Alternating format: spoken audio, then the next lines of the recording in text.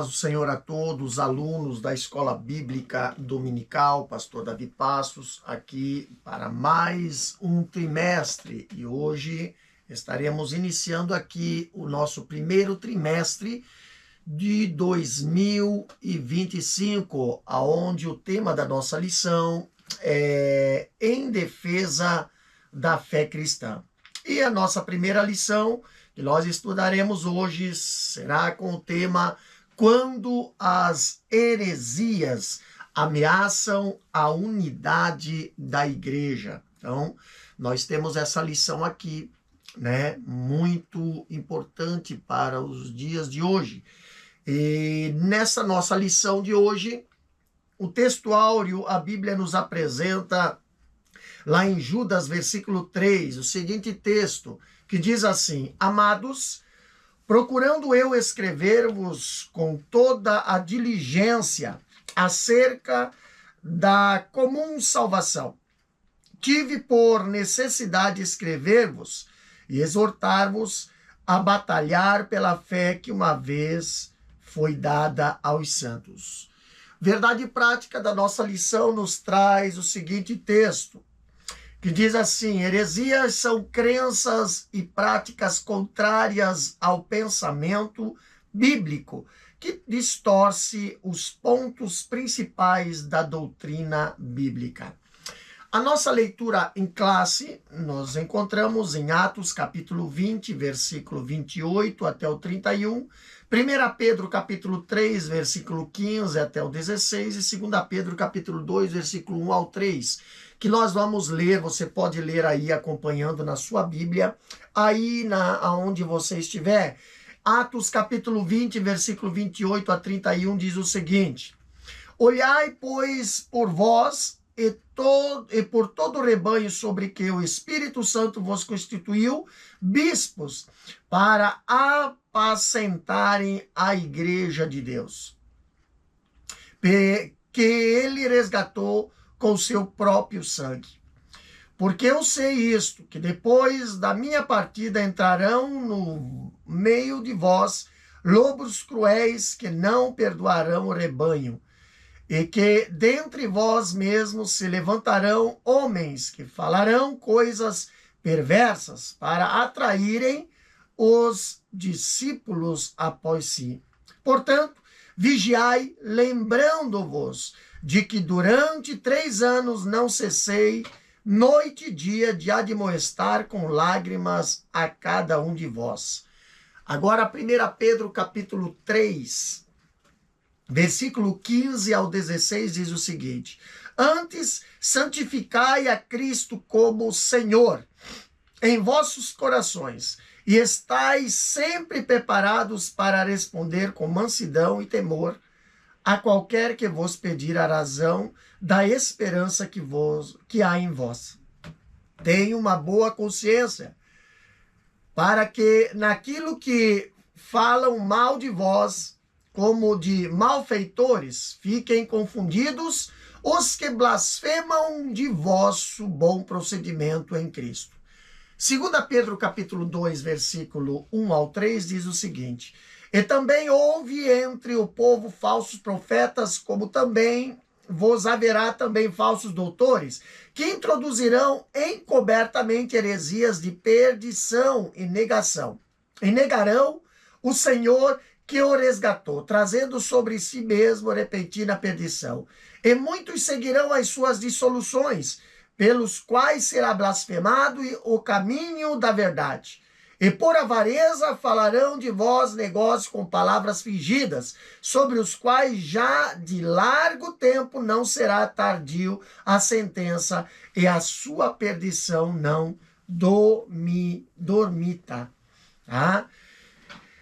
Nosso objetivo para esse tema, nós temos aqui 3 objetivos para esse tema. E o primeiro objetivo para esse tema aqui, nós temos aqui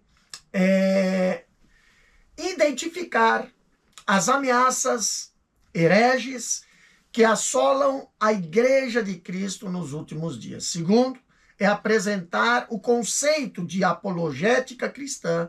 E terceiro, definir o que são as heresias. Então, aqui nós temos, né, esse tema interessante sobre as ameaças à unidade da igreja, né, com as heresias. Então, as ameaças dos lobos ferozes, nós temos algo interessante aqui que nós devemos estar prestando atenção. Então, primeiro, é sobre o combate às heresias.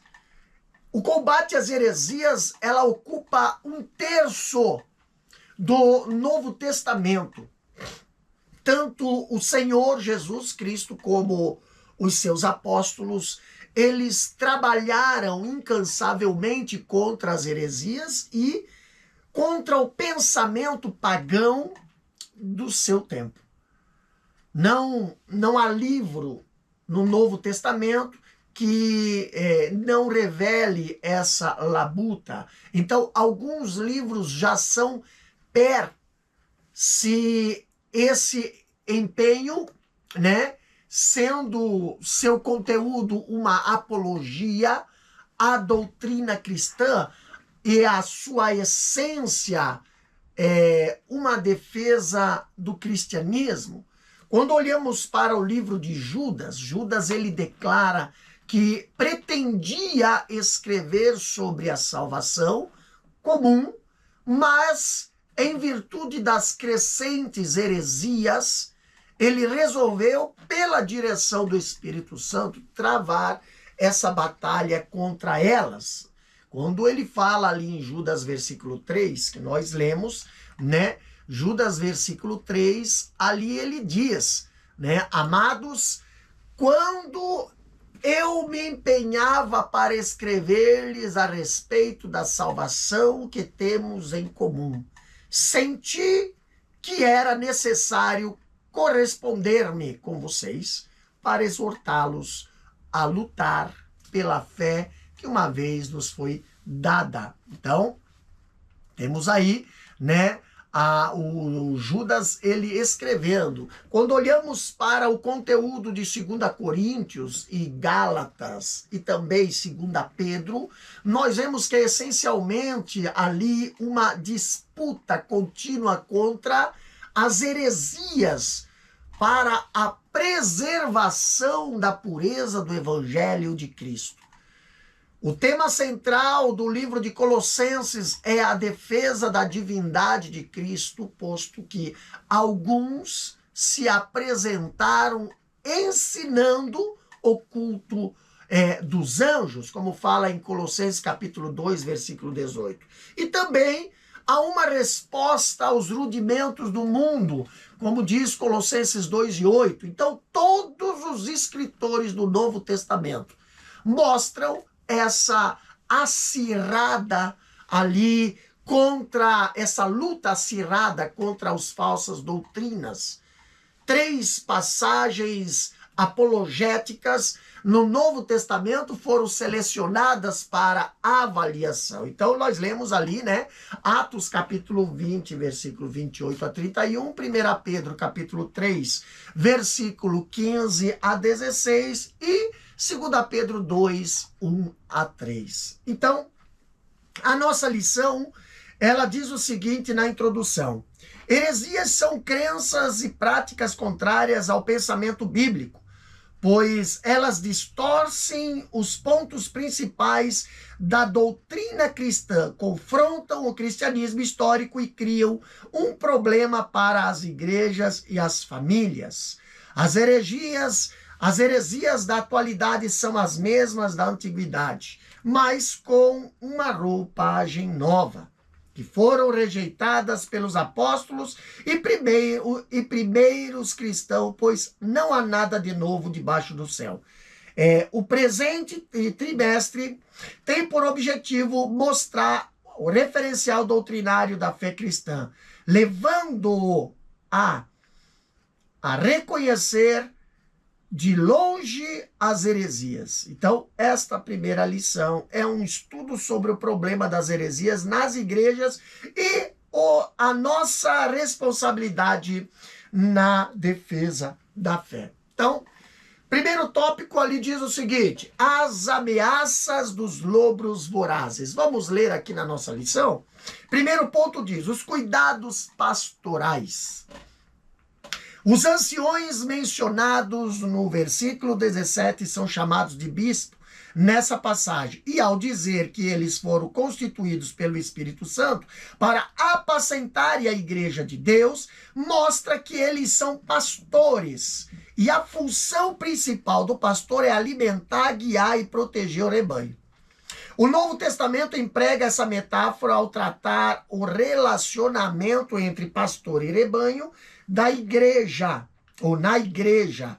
E a exortação apostólica aos líderes da igreja visa proteger os irmãos e as irmãs das heresias e guiar todos na verdade do evangelho. Então, esse cuidado aparece nos ensinos de Jesus. Então, as ameaças dos lobos vorazes, quando olhamos para Atos capítulo 20, como diz aqui na lição, ele relata a terceira viagem missionária do apóstolo Paulo.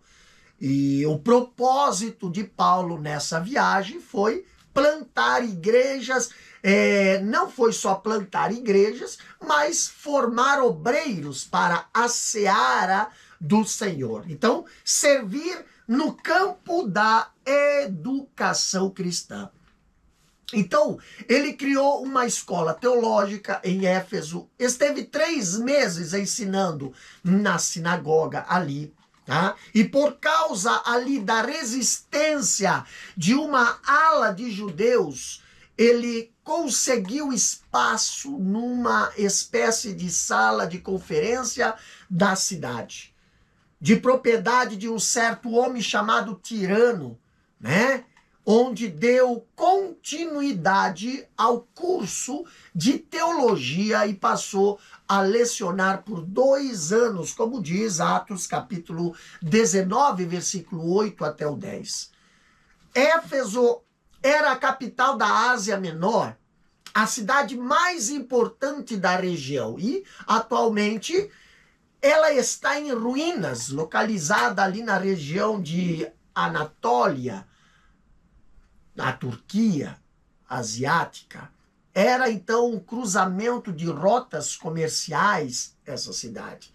E nela estava o templo da deusa Diana, chamada pelos romanos de Artemis, uma das 7 maravilhas do mundo antigo. Então, Paulo, ele já havia passado antes por ela, quando retornava da sua segunda viagem missionária. Nós vemos esse texto lá em Atos capítulo 18, versículo 20 até o 21.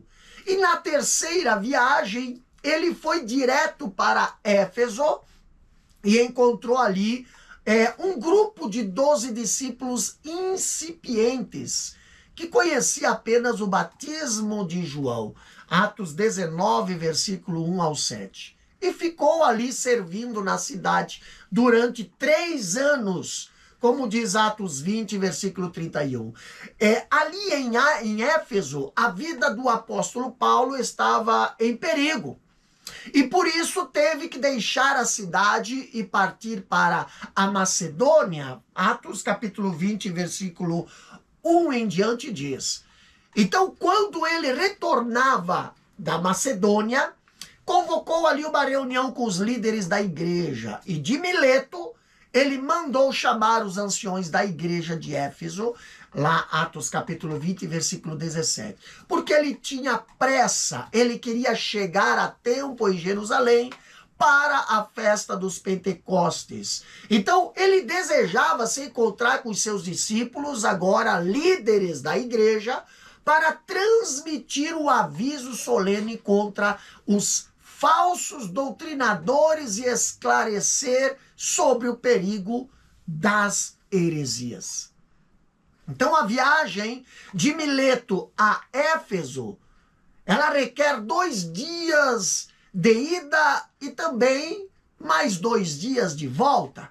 E é possível que Trófimo tenha sido o enviado com essa convocação, visto que fazia parte da comitiva de Paulo e era também de Éfeso, né? Como diz Atos capítulo 21, versículo 29.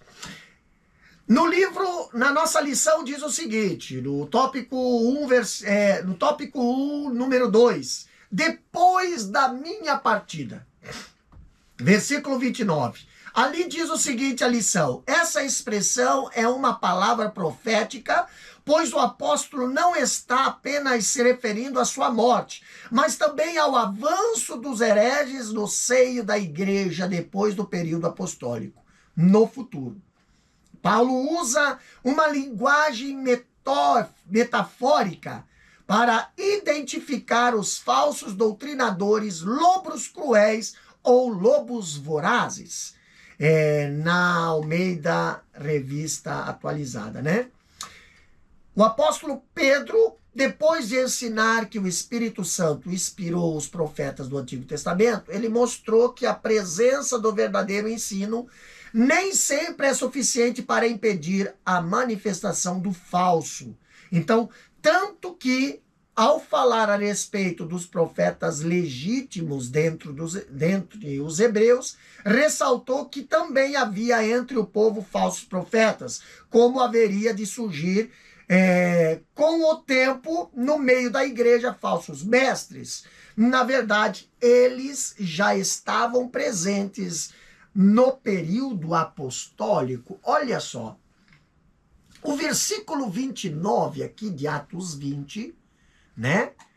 Nós vemos o discurso, a mensagem aqui de Atos, capítulo 20, ele foi dirigida originalmente aos líderes de Éfeso e continua valendo para todos os cristãos em todos os lugares e em todas as épocas, inclusive nos nossos dias. Os anciões mencionados aqui no versículo 17, capítulo 20 de Atos, e mais adiante são chamados de bispos, como fala ali em Atos capítulo 20, versículo 28. Então, nessa passagem, ao dizer que eles foram constituídos pelo Espírito Santo para apacentarem a igreja de Deus, mostra que eles eram pastores. A função primordial do pastor é alimentar, é guiar, proteger o rebanho de Deus, como fala Lucas capítulo 15, versículo 4 até o 6.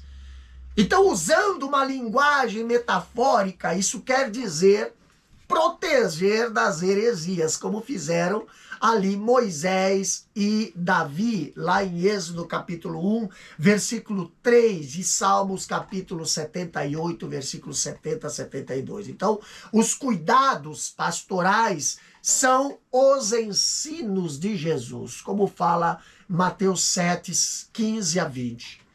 A terceira parte desse discurso é a mais dramática. Atos 20 e 31 diz: a expressão depois da minha partida. No versículo 29 diz, de Atos 20, é uma palavra profética. E o apóstolo não está apenas aqui se referindo à sua morte, mas também ao avanço dos hereges da igreja depois do período apostólico, no futuro. Paulo, ele usa a linguagem metafórica para quê? Para indicar os falsos doutrinadores, comparando-os como lobos vorazes. Atos capítulo 20 e 29, né? Ou na tradução brasileira diz lobos ferozes. Na Almeida Revista Corrigida diz lobos cruéis, né? Então, o que o apóstolo Pedro, aqui, ele, depois de ensinar que o Espírito Santo inspirou os profetas do Antigo Testamento, lá em 2 Pedro capítulo 1, versículo 19 a 21. Ele mostrou que a presença do verdadeiro nem sempre é suficiente para impedir a manifestação do falso. Então, ao falar a respeito dos autênticos profetas hebreus, ele ressaltou que também havia entre o povo falsos profetas, como haveria de surgir no meio da igreja também falsos mestres, como Pedro fala ali em 2 Pedro 2:1. Então, 2 pontos devem ser destacados nessa parte do discurso. Primeiro é a origem dos falsos mestres e o propósito deles. Então, vamos ler aqui na lição o terceiro ponto. Ali diz, a origem dos falsos mestres. 2 pontos surpreendentes nessa parte do discurso nos chamam a atenção. Primeiro, os lobos vorazes, que surgem dentro da própria igreja, dentre vós mesmo. E segundo, se levantarão homens que falarão coisas perversas para atraírem os discípulos após si. O discípulo deles ainda estão por aí, os discípulos deles. Entre eles estão os que se posicionam acima das escrituras, os quais, sem a menor pudor espiritual, usam as redes sociais para corrigir a Bíblia e discordar abertamente dos profetas e dos apóstolos bíblicos. Tais pessoas consideram seus discursos modernos e a mensagem da Bíblia desatualizada. Em razão disso, oferecem um novo evangelho. Em face disso, vemos a importância de estudar um campo da teologia denominada de apologética para orientar os crentes dos nossos dias. Orientar a eles. Pastor, orientar a fazer o quê? Olha só, os lobos vorazes, eles haveriam de surgir dentro da própria igreja. Então, ali Pedro fala, né? Dentre vós mesmo. E que se levantarão homens que falarão coisas perversas para atraírem os discípulos após si. Então, os discípulos deles ainda estão por aí e podem ser classificados em grupos. Primeiro, os internos e os externos. Quem são os internos? Os internos são os que estão em nosso meio nas igrejas. Eles ousam ali questionar a doutrina e certos pontos doutrinários, até mesmo nos nossos púlpitos.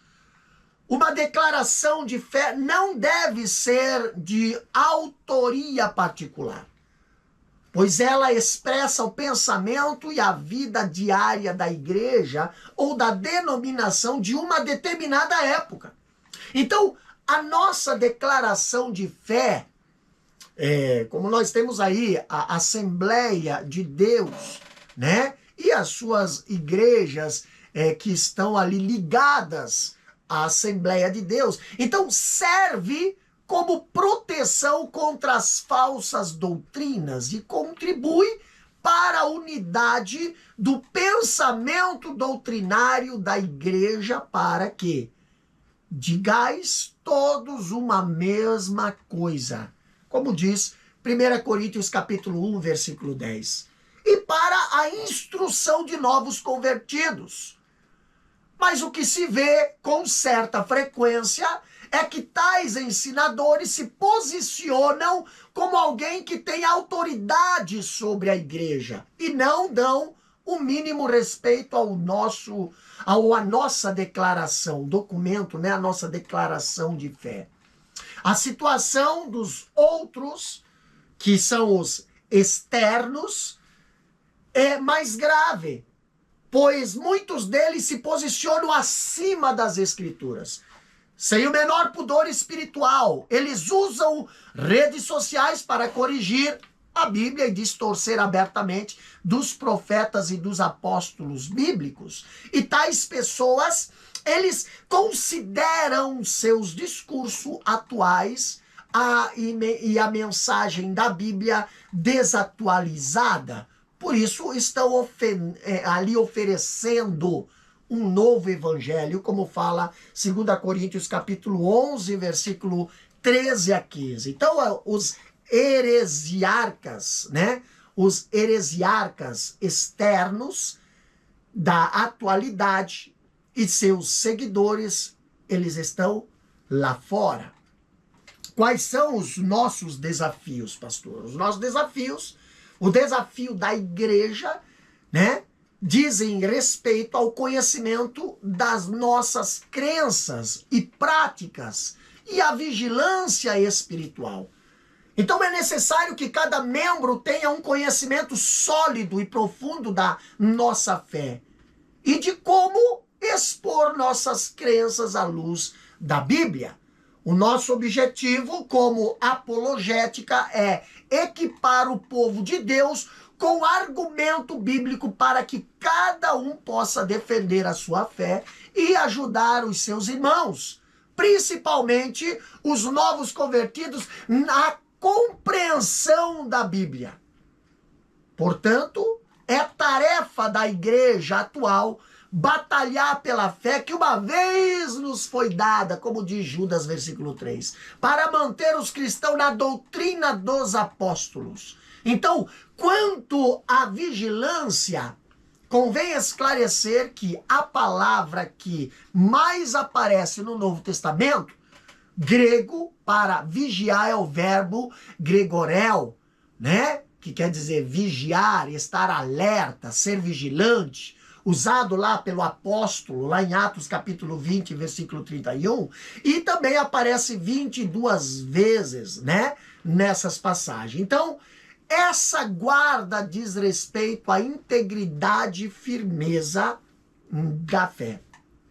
1 Coríntios 16 e 13, e também na oração, como fala em Colossenses capítulo 4, versículo 2, e principalmente contra as ciladas de Satanás, né?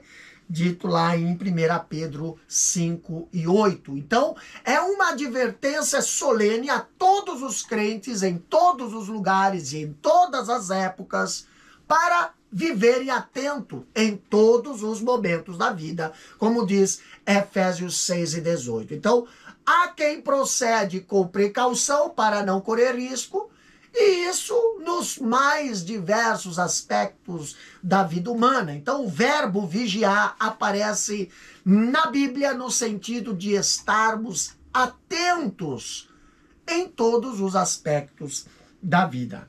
No segundo tópico, aqui temos uma pergunta. O que é apologética? Então, a definição da apologética aqui diz: apologética cristã é a defesa lógica e racional da fé cristã e de suas práticas doutrinárias. O termo vem do substantivo grego apologia, que literalmente significa defesa,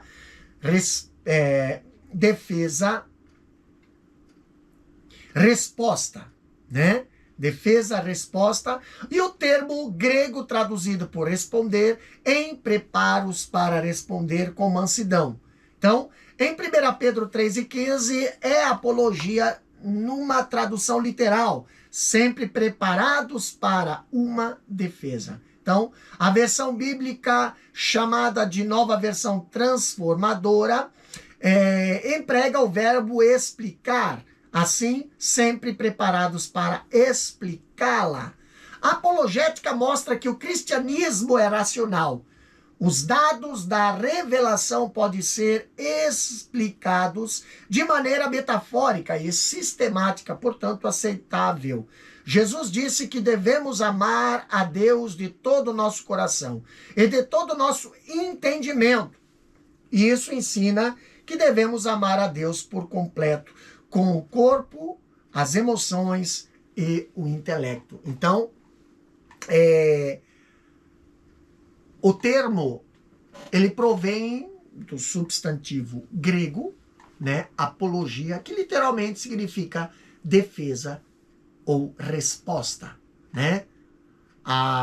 E aparece 8 vezes no Novo Testamento, sendo 2 referências ao contexto apologético em tela, né, que é Filipenses capítulo 1, versículo 15, 16 e 1 Pedro capítulo 3, versículo 15. Tá? No segundo ponto do segundo tópico diz: a que defesa Pedro se refere? Vamos lá. O que a lição diz aqui? Há quem argumenta que essa defesa seja uma resposta a uma acusação, visto que essa mesma palavra apologia aparece nesse sentido no Novo Testamento, como defesa de uma acusação, tanto formal como informal. O versículo 16 fala do bom testemunho cristão que serve para provar a inconsistência das acusações contra os crentes. Mas não parece ser esse o caso, porque a defesa, resposta ou explicação nessa passagem é sobre a razão da fé dos cristãos. E isso diz respeito à doutrina cristã, né? Assim que Pedro esteja se referindo à resposta a uma acusação formal num ambiente hostil, não deixa de ser uma oportunidade de a defesa da fé cristã, como aconteceu com o apóstolo Paulo diante de Festo e de Agripa na mesma audiência. Então, temos aqui uma necessidade imperiosa da apologética cristã. Então, os primeiros cristãos enfrentaram os movimentos que ameaçaram os fundamentos do cristianismo, e essa vinha ali dos grupos religiosos, né? Dos grupos religiosos sectários e dos críticos intelectuais, né? Dos judeus e também dos pagãos, tanto no campo doutrinário como também contra os cristãos. Então, o apóstolo Paulo, ele prega e defende ali o evangelho, né? Alguns proclamam Cristo por inveja e rivalidade, mas outros o fazem de boa vontade. E estes o fazem por amor, sabendo que estou incumbido da defesa do evangelho. Então, ali Paulo fala em Filipenses 1, 15 a 16, né? Os primeiros discursos apologéticos e apostólicos foram apresentados pelo apóstolo Paulo em Listra, durante a sua primeira viagem missionária, lá em Atos capítulo 14, versículo 15 até o 20, tá? E também ali no Areópago, né? Lá em Atenas, por ocasião da sua segunda viagem, né? Atos 17 e 22 a 31. Quando os ataques aos cristãos, o apóstolo Pedro, ele tratou sobre o assunto. Então, ele ensina ali a defender o evangelho com essas palavras. Por contrário, né? Santifiquem a Cristo como Senhor no seu coração, estando sempre preparados para responder o que a todo aquele que pedir a razão da esperança que vocês têm, né? Então, terceiro ponto do segundo tópico da nossa lição diz bem o seguinte: por que devemos combater as heresias? Primeiro, para defesa própria. Os cristãos devem estar informados daquilo que os vários grupos ensinam e saber a forma de refutá-los biblicamente. E o segundo, para ajudar os outros na compreensão da própria fé, principalmente os que rejeitam pontos fundamentais da fé cristã, e muitas vezes de forma inconsciente, pois sabemos que existe muitas pessoas sinceras as quais buscam servir a Deus e precisam conhecer a sua palavra. Esse debate sobre as crenças deve ocorrer de maneira respeitosa e com argumentos e fundamentações bíblicas, respondendo às objeções contra a fé cristã. O êxito dessa luta é garantido quando se está nos domínios do Espírito Santo, tá? Então nós temos aqui, né, o termo responder na expressão preparados para responder, no texto grego, né, é apologia. Uma tradução espanhola, né? Uma tradução aqui mais precisa seria preparados para uma defesa, né? Como aparece na versão espanhola, né? Para apresentar defesa. Então nós temos aqui várias versões. Versão inglesa que diz para fazer uma defesa. Temos outras versões também para dar uma defesa, para fazer sua defesa. Então, convém ressaltar que a primeira epístola de Pedro trata do sofrimento do cristão em razão da sua fé em Jesus. E ela, dirigida a judeus e não a judeus convertidos à fé cristã, dispersos das diversas províncias do Império Romano. Ponto, Galácia, Capadócia, Ásia e Bitínia, como diz 1 Pedro capítulo 1, versículo 1. Então, para ensiná-los a viverem num mundo de perseguição e encorajá-los a se manterem firmes em Jesus, né? Então, esse texto sagrado não tem prazo de validade, continua valendo como guia espiritual para os nossos dias também, tá? Então, a apologética cristã, ela apresenta a resposta a todo o sistema anticristão. O centro desse debate é Deus, tá? O centro desse debate é Deus. Então, quando nós temos aqui essa passagem, né? A passagem aqui, essa resposta, segundo o apóstolo Pedro, ele deve ser feita com mansidão e temor a Deus, tá? Então, quando a palavra de Deus diz ali, né?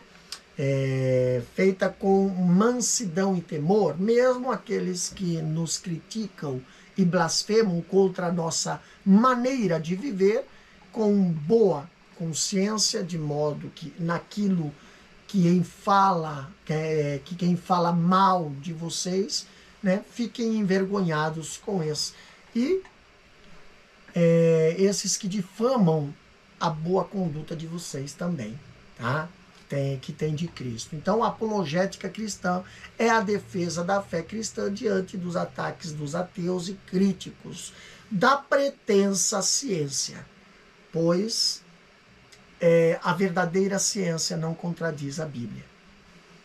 O mesmo diga-se da história, da filosofia, da ética, de outras religiões e teologias. Então, uma avaliação histórica, ela pode revelar 4 funções da apologética. Primeiro é defender a fé cristã dos grupos heterodoxos e heresias.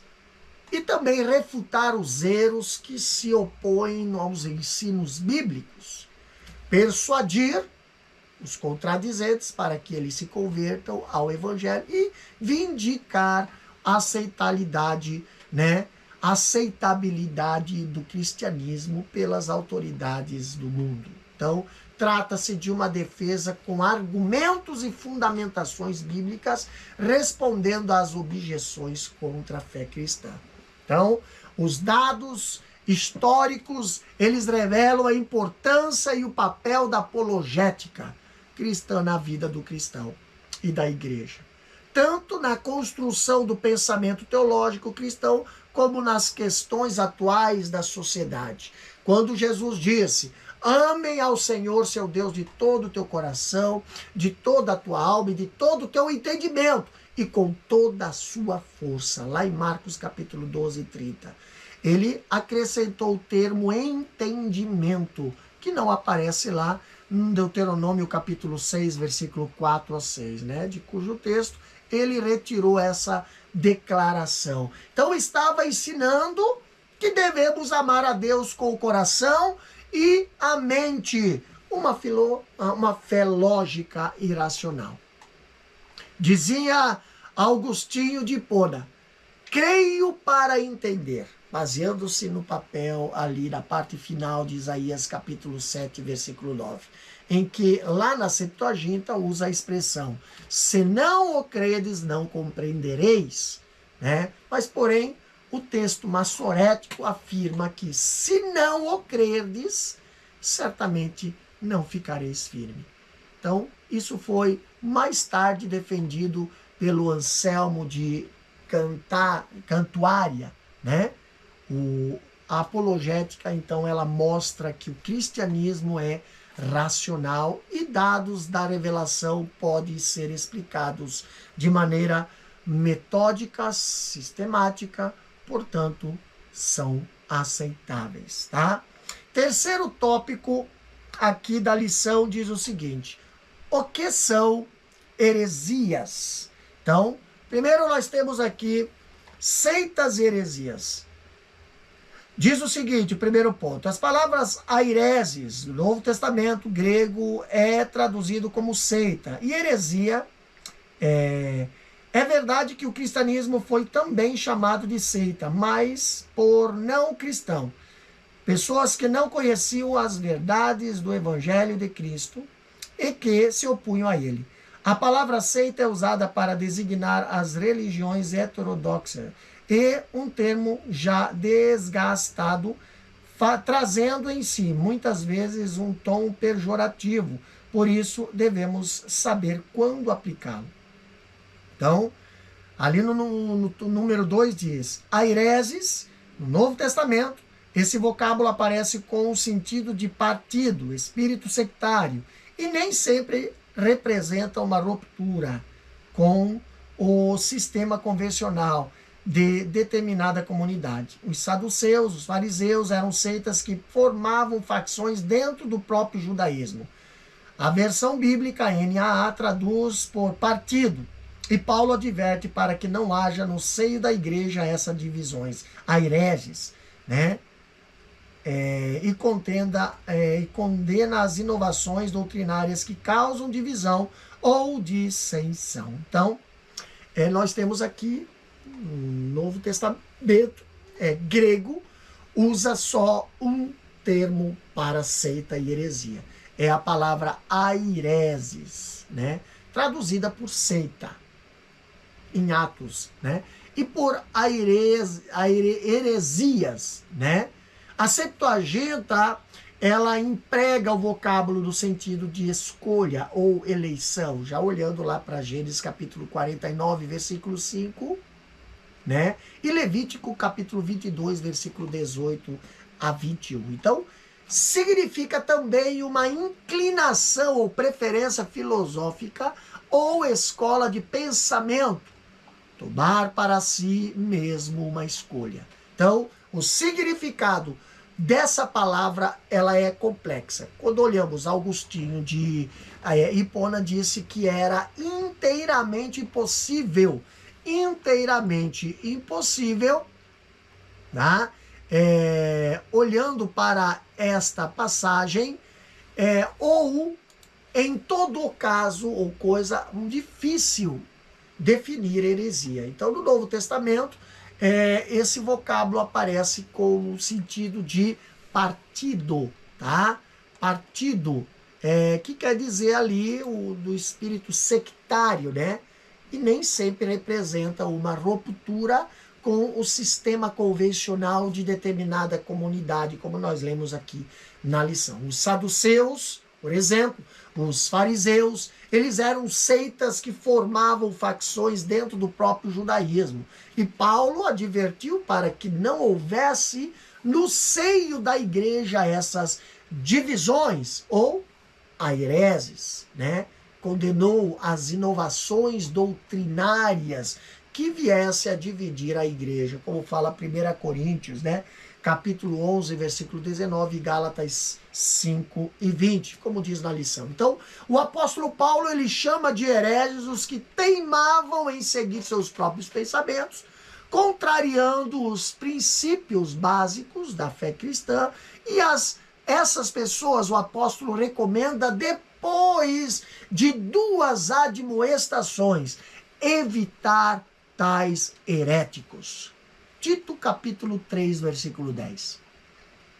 Então é verdade que o cristianismo foi também chamado de seita, mas por pessoas que estavam do lado de fora e por pessoas que não conheciam a verdadeira natureza da fé cristã e que se opunham ao evangelho de Cristo, como fala em Atos capítulo 24, né, e versículos 5 ao 14, e também Atos 28, capítulo 28, versículo 22. Então a primeira referência ao termo heresia, com o sentido moderno, né, de erro doutrinário, aplicado aos que abandonaram a verdadeira fé para seguir grupos sectaristas com doutrinas peculiares, encontramos lá em 2 Pedro, capítulo 2, versículo 1. Os pais da igreja, né? Os pais da igreja usavam o termo aireses ou heresias, né? O aireses, que é do latim, para designar a teologia dos grupos religiosos heterodoxos, que rejeitavam a tradicional doutrina dos apóstolos, como Irineu de Leão, Tertuliano de Cartago e Agostinho de Hipona, lá pela volta de 354 a 430, né, entre outros. No terceiro ponto, do terceiro tópico aqui da lição diz, heresias de perdição. Ali a lição diz o seguinte, é nessa passagem que a hereses apresenta o sentido de erro doutrinário como a heresia, propriamente dita, no campo teológico que nos conhecemos hoje. As heresias distorcem os pontos principais da doutrina cristã, no que diz respeito a Deus, Trindade, o Senhor Jesus Cristo e o Espírito Santo, ao ser humano. Natureza, pecado, salvação, origem, destino, aos anjos, à igreja e às escrituras sagradas. Os mais graves erros é quando diz respeito à divindade e interfere na salvação, pois não existe salvação sem Jesus. Então, são seitas ou são grupos, né? Seitas são grupos religiosos isolados que expõem uma doutrina rejeitada pela patrística e pelos reformados do século XVI e contrariam o pensamento dos apóstolos. Então, a doutrina sectária é contra a ortodoxia cristã sobre Deus, o mundo, o homem e a salvação. Então, as seitas, elas são uma ameaça ao cristianismo histórico e um problema para as igrejas, hoje também. Hoje, estão bem aparelhados para o combate da fé cristã. Apresentam-se muitas delas com uma estrutura organizacional de provocar admiração em qualquer empresa multinacional, parecendo o império como as Testemunhas de Jeová e os mormons. Então, quais são os desafios? Os desafios, aqui os adeptos das seitas, são no contexto de Mateus 28 e 19. São pessoas que precisam conhecer a Jesus. Muitos deles nunca tiveram a oportunidade de ouvir a verdade da palavra de Deus. E essas vítimas são incluídas nos grupos ainda não alcançados do Evangelho.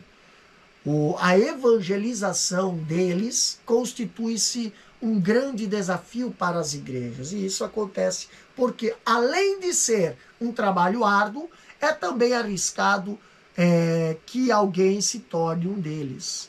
Os apologistas precisam conhecer bem as crenças dos hereges, seus argumentos e bem como refutá-los. E requer-se, então, ainda conhecimento bíblico e profundo de nossa fé, de como expor nossas crenças à luz da palavra de Deus, à luz da Bíblia. Então, além disso, é preciso, sobretudo, a unção do Espírito Santo, pois somente a presunção, tá? Ou a persuasão sem o poder do Espírito Santo faz com que esses adeptos se sintam envergonhados por ser a sua religião desacreditada e geralmente tornam-se ainda mais inimigos do cristianismo bíblico. Então, convém salientar que é dever dos cristãos estarem sempre preparados para responder com mansidão e temor a qualquer que vos pedir a razão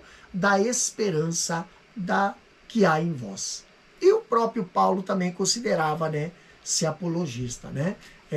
Filipenses capítulo 1 e 16. Jesus também era um apologista por excelência quando defendeu a verdade revelada nas Escrituras lá em Marcos capítulo 7, versículo 9 a 13. Então, concluindo a nossa lição aqui, a conclusão diz o seguinte: os apóstolos responderam aos opositores de fé cristã e lançaram a base da nossa teologia. Todos os escritores do Novo Testamento mostram essa luta acirrada contra as falsas doutrinas.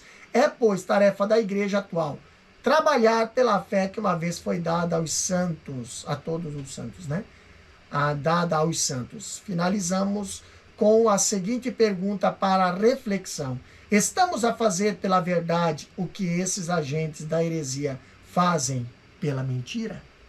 Então, terminamos aqui mais uma lição, né? Primeira lição do nosso primeiro trimestre de 2025. Vamos para a revisão do nosso conteúdo, nosso questionário. Primeira questão diz o seguinte: nessa lição, qual a exortação apostólica aos líderes da igreja?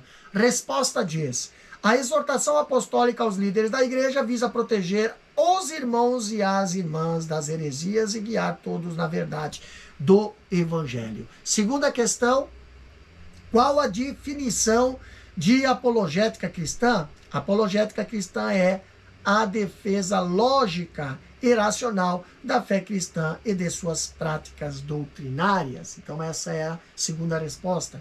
Terceira questão: por que devemos combater as heresias? Resposta diz o seguinte: primeiro, para defesa própria.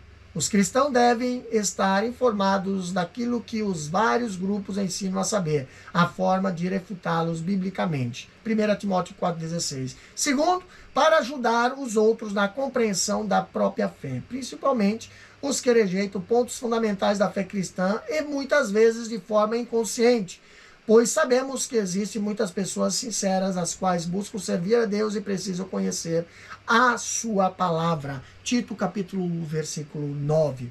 Quarta questão diz o seguinte: onde no Novo Testamento a hereses tem o sentido de heresia como erro doutrinário? Resposta: 2 Pedro capítulo 2, versículo 1. É nessa passagem que a hereses apresenta o sentido do erro doutrinário como a heresia, propriamente dita no campo teológico que nós conhecemos hoje. Quinta e última questão: qual a pergunta para a nossa reflexão? A resposta diz o seguinte: estamos a fazer pela verdade o que esses agentes da heresia fazem pela mentira? Então, fica aí essa lição para o seu elevo espiritual. Que Deus possa abençoar a sua vida, professor. Que Deus possa abençoar as vossas vidas, alunos, e todos que vão aí estar usando esse estudo para aí estar estudando esse tema, tá? E preparando suas aulas. Compartilhe este estudo e também não deixa de se inscrever aí em nosso canal, nos ajudando na divulgação desse trabalho. Que Deus abençoe. Pai querido, Pai eterno, te agradecemos, Senhor, por mais esta aula abençoada. Pai, pedindo a tua graça, pedindo, Senhor, a tua sabedoria, pedindo, Senhor, a tua direção, Pai, para que possamos estarmos como apologistas nesses últimos dias, na face da terra, defendendo a verdade, combatendo as heresias, Pai, para que não venham, Senhor, a ter crescimento dentro das igrejas, essas seitas, essas doutrinas erradas, mas que a tua verdade, Senhor, venha a ser, Senhor, divulgada, pregada e ensinada nos quatro cantos da terra. Abençoa cada professor e a cada classe de aula, Senhor. Nós te agradecemos no nome de Jesus. Amém e amém. Que Deus vos abençoe.